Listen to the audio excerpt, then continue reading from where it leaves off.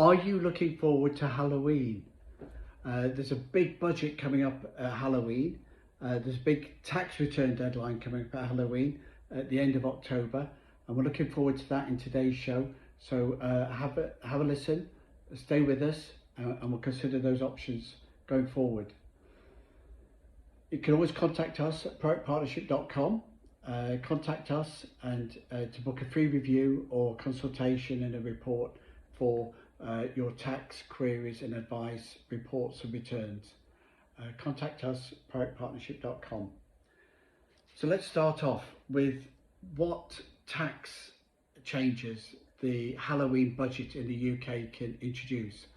So the new government have planned a 30th of October Halloween budget for the UK and promised us a difficult, hard time with lots of new taxes for UK tax residents.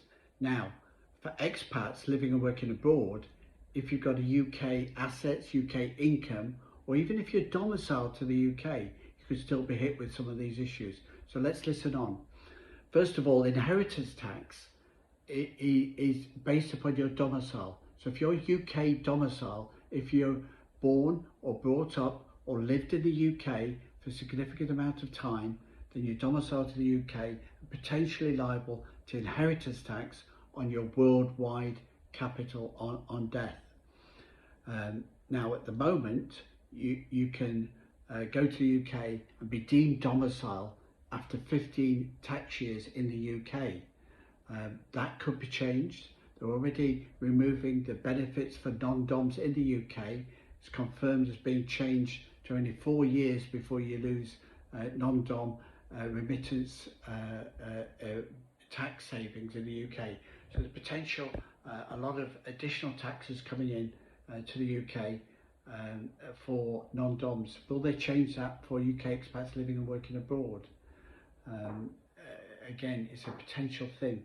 If you look at certain types of income, especially pensions from America, Canada, they're taxed at source, even if you're an expat living and working abroad.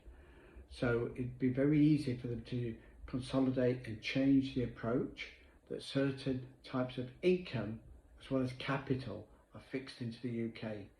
So first of all, we're looking at will the domicile status change, and will that affect the rate of inheritance tax that you pay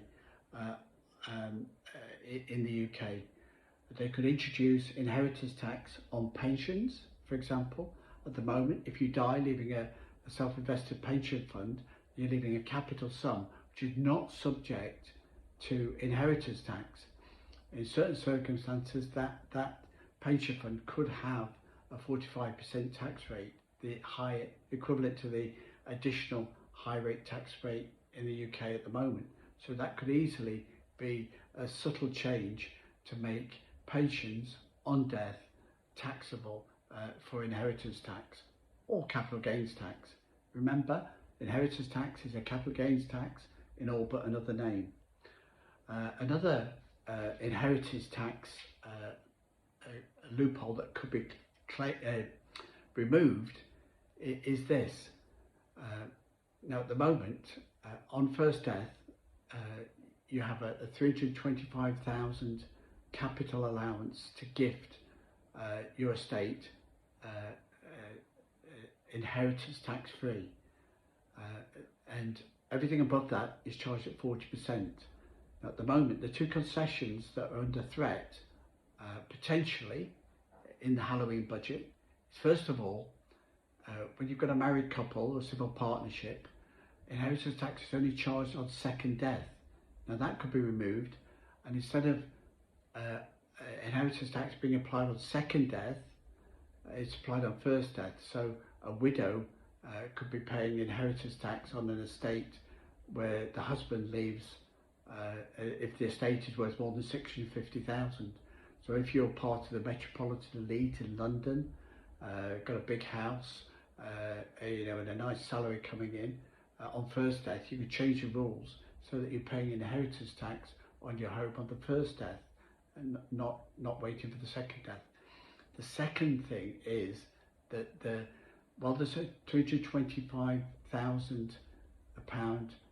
allowance for inheritance tax on first and second death for each partner in a marriage or for each individual, there's also 350,000 of based upon your home if you've got your personal home in the UK.